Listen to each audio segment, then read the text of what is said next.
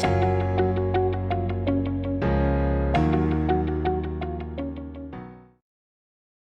welcome back to the third video in the Mastering Regular Expressions series. As of now, we have learned about basics of regular expressions and about quantifiers. In this video, we are going to learn about anchors. Let's dive in this together. We know that regular expressions help us to specify matching rules using expressions for the given text corpus. As a part of regular expressions, anchors are something that help us to specify matching rules for corners.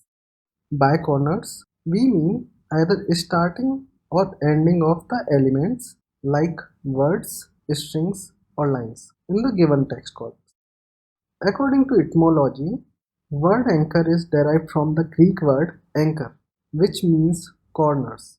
So from now on, when you think about anchors in context of regular expressions, think about corners of different elements like words, strings, and lines. You can think of anchors in one more way, that anchors are used to keep big water vessels like ships and boats on the corners of seashores or on the seaports. Let's see what are different regular expressions anchors that we have. Broadly speaking, we have three types of regular expressions. First is string anchors, second one is line anchors, third one is word anchor. So from the string anchors, slash A will match start of string and slash Z will match the end of string. Similarly, for line anchors, there is one symbol caret which matches start of the line, and dollar is something which matches end of the line.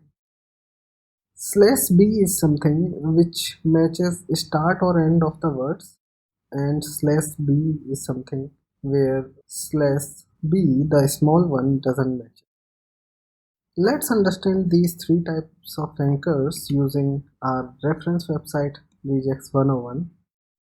Over here, what I have done is I have copied a text corpus from Wikipedia entry of Republic of India, and over here I can search for different regular expressions.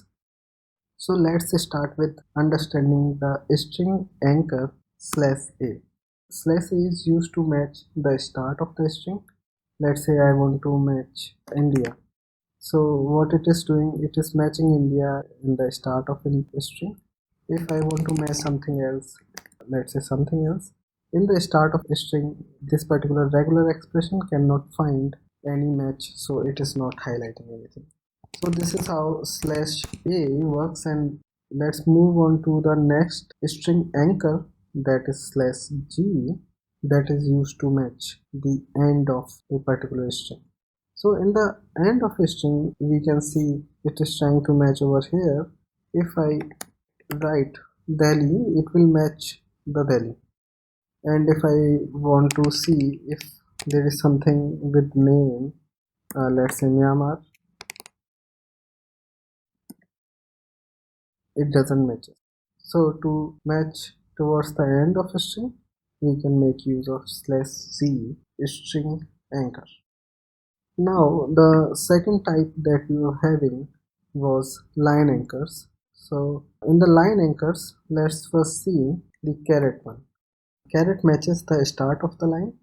It is similar to slash A in few ways that we will come to know in some time when we discuss that. So caret symbol will simply match this regular expression against the start of line. Similarly, we have dollar, which matches against the end of the line. So let's say we can match on Delhi with dollar, which will match towards the end of the line. Now we can see that in place of dollar we can also use slash Z. So how these are different is, if I go to multi-line mode and then use dollar, it will be similar to slash Z in the multi-line mode, because it is matching for the Delhi in these two different lines. Moving ahead, let's discuss about slash b, and that searches either for the start of the word or end of the word. So let's say I would say Republic is my search over here. Now I can see that Republic is there and it is getting matched. So if we want to match the words, we can use slash b. If we want to match the words, we can use slash b. If you want to match inside the words, what you can do is you can use this slash b as your matcher. Coming back, we have seen our examples. Now we also know that caret line anchor is similar to slash a when it is in non-multiline mode, and dollar is similar to slash g in non-multiline mode. So these were highlighted in seeing our examples. Now I have a question for you. Is India a valid regular expression? Think about it, pause the video, and I'll share the answer when you resume the video. So, yes, India is a valid regular expression. Now think about it, why India is a valid regular expression. Let us know in the comments, and I'll see you soon.